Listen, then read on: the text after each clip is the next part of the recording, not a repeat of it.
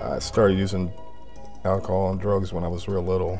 I started to do more like a lot of cocaine and heroin, and that's when the bottom pretty much fell out. Before you know it, I was homeless and badly addicted to heroin. Well, I would sleep at night, usually in an abandoned house. I was working for street corner drug dealers to support my habit.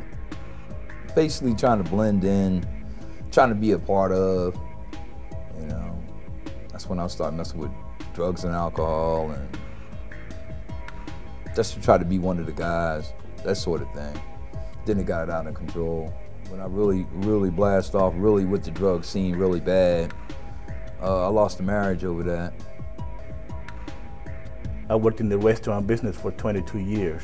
I was gonna cook and party to the day I die. Drugs and alcohol was thing that I liked, that I got used to doing. I ended up homeless here in Frederick, and I was wandering the streets. I've tried and tried and tried to make something out of myself, and I kept failing.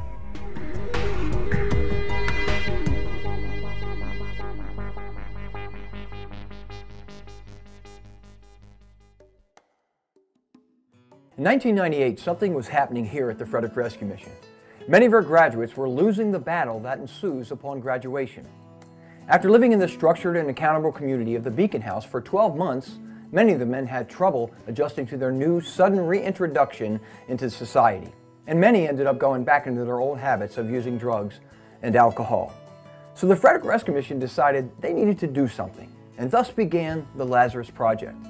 Much like Jesus calling Lazarus out of the tomb, Jesus was now calling the graduates of the Changed Life Recovery Program back to life.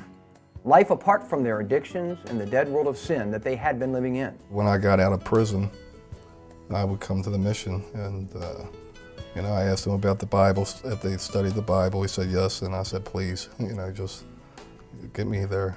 But the men needed a lot of guidance during this time, as they began to take the things they learned while at the mission, things like learning to live right lives and making right decisions, seeking Christ daily as their source of strength and leaning on His faithfulness and His love and His truth, and apply them to their everyday lives.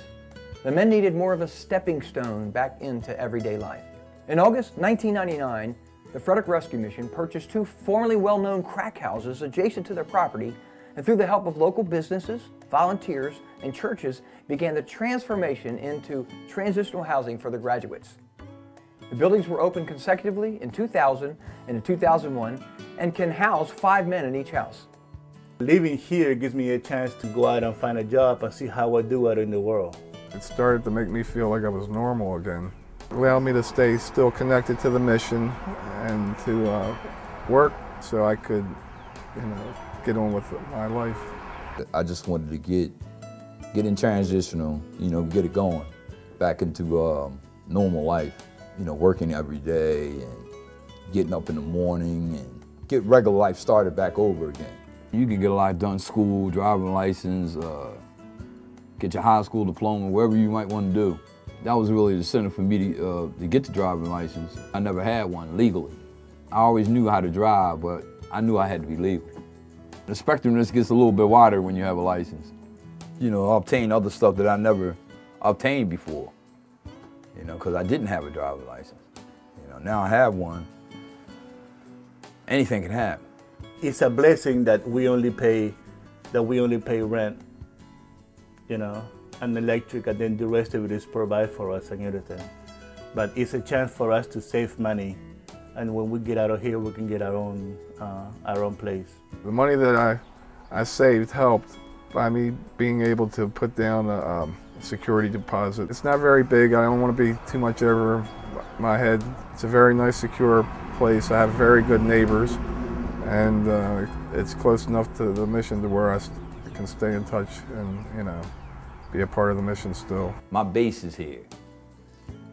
People that I know, I can go to meetings, I can still interact with the guys at the mission and other churches that I interact with in Frederick. So I don't want to leave that base. I want to stay connected. While living in transitional housing, the men will be working or actively furthering their education. Ralph's been here for, this is I think the 6th week, and he seems to be doing very well. I was very surprised that I made the Dink list. I'm studying for me to get knowledge, but I'm not interested in being in the dean list. He's a good participator in class. He questions me when he doesn't understand something. So he does take responsibility for his own learning. So when I got the letter, it kind of like freaked me out. I'm like, oh my God, I made the dean's list. I got excited, you know, and even my mom got excited. You know, it's a great achievement. I am graduating from college, from Frederick Community College in May 21st is my graduation. And I'll be the happiest man on earth when that happens. Somebody asked me a secret about what my success of being here. You just got to stay, you just got to keep your focus. And you have to have a plan. What you want to achieve here while you are here. Don't let nobody get you off your path. As I sit beneath the pleasant tree, I hope you'll understand the pleasantry of life. Somebody would have told me 5 years ago that I would be playing worship music, I would say that you were crazy. But you know, it's become a very important part of my life, just to bring other people to worship the Lord. Coming from prison to living in the mission, and then finally living what I would say pretty much on your own again with a few other fellers, you know, it made me feel normal. If it wasn't for my time at the transitional housing, I believe I would have just went back to my old ways. I probably would have been on the street. I would have made my way back to Baltimore, and you know, I'd probably be in quite a big mess by now.